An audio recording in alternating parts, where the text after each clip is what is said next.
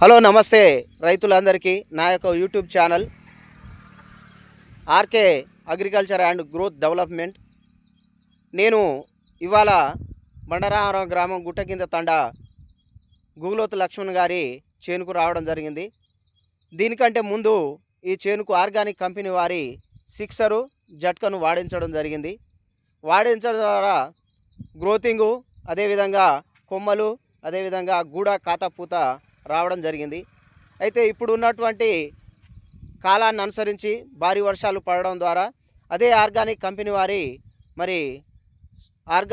వారి స్టిమ్రిచ్ను వాడించడం జరుగుతుంది. ఇది 3వ స్ప్రే ఈ చేనుకు.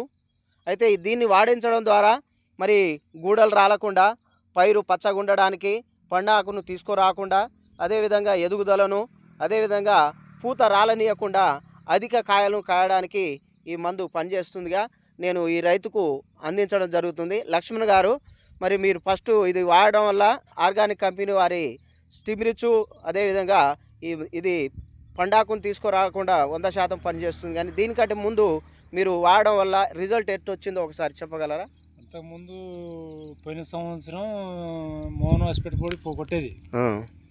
ఇక మీరు చెప్పారు కాబట్టి 6 అవర్స్ జట్టుగా కొట్టినాం. మంచిగా పనిచేస్తుంది. అది మంచి పనిచేసిన వల్ల మళ్ళీ మీరు ఏదో స్టింపరేచర్ కొట్టండి అని చెప్పారు గూడ మీద.